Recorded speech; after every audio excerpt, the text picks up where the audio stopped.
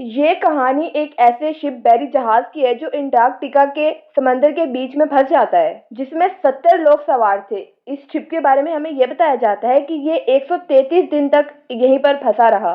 तो कहानी के शुरू में हमें वही शिप दिखाया जाता है जो ऑस्ट्रेलिया की तरफ बढ़ रहा था, जिसका कैप्टन पेट्रोफ था।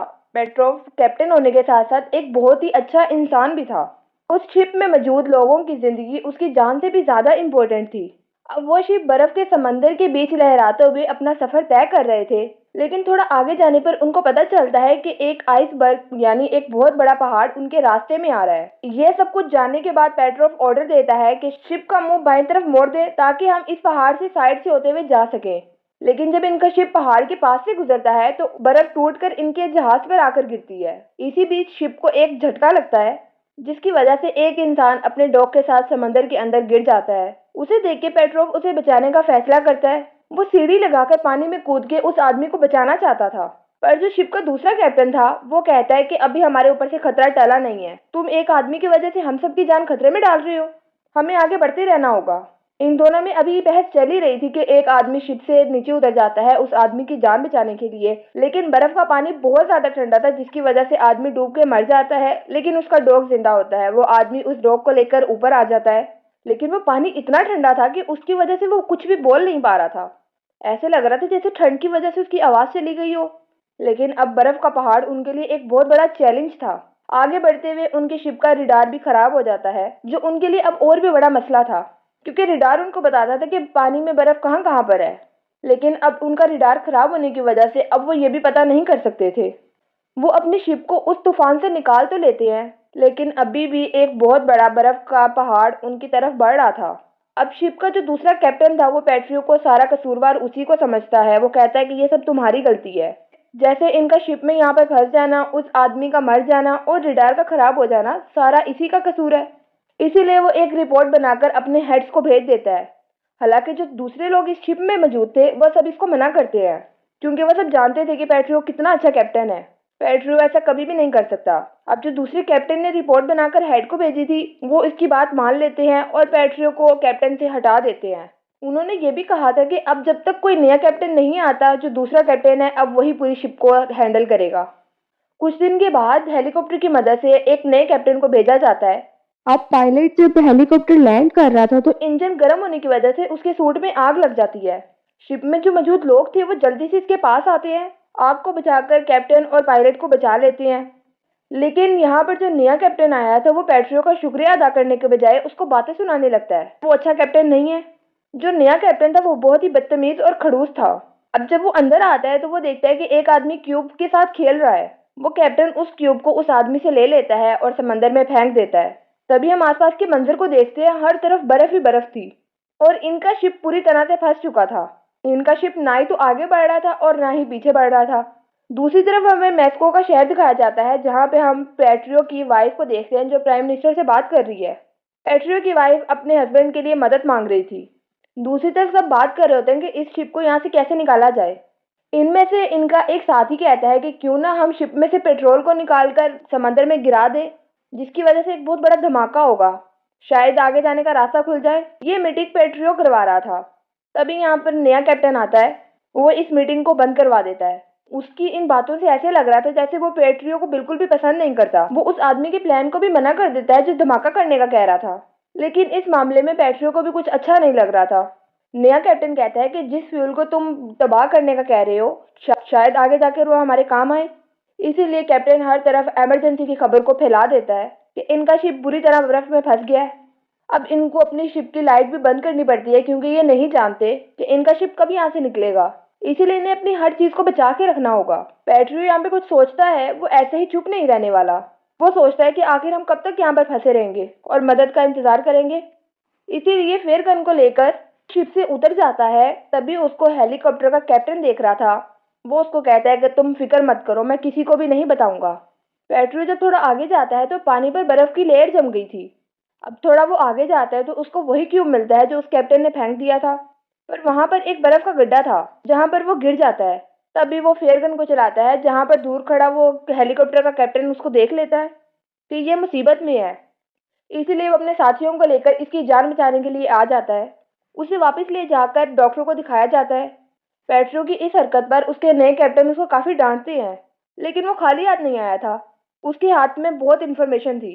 वो कैप्टन को कहता है कि एक बहुत बड़ा बर्फ का तोता हमारी तरफ पीछे से आ रहा है। अगर यहाँ पर हमें टाइम पर कोई बचाने नहीं आया तो हम यहीं पर जम के मर जाएंगे। कैप्टन उससे पूछता है कि तुम्हारे पास क्या सबूत है। तो वो कैप्टन को उसका फेंका हुआ क्यूब दिखाता है और कहता है कि इसे तुमने बहुत दूर फेंका था, तो इस वजह से इसको बहुत दूर होना चाहिए था, लेकिन ये तो मुझे करीब से मिला है। इसका मतलब है कि ये बर्फ के तोते की वजह से हमारे पास आ गया है। कैप्टन जब उसकी ये बातें सुनता है तो उसको भी इसकी बातों पर यकीन आने लग जाता है, पर वो उसे कुछ भी नहीं कहता और चुपचाप वहां से चला जाता है।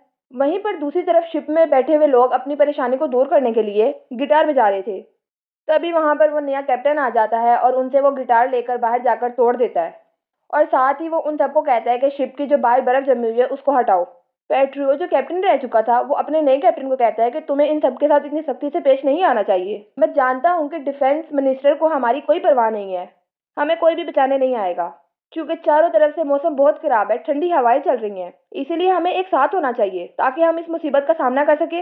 हम देखते हैं कि इनका शिप रोज से रोज बर्फ से ढकता जा रहा है और बर्फ इनके जहाज पर 1-2 इंच बढ़ चुकी है। पेट्रियो कैप्टन से कहता है कि हमें ऑस्ट्रेलिया से मदद मांगनी चाहिए, लेकिन कैप्टन उसकी ये बात मानने से भी मना कर देता है।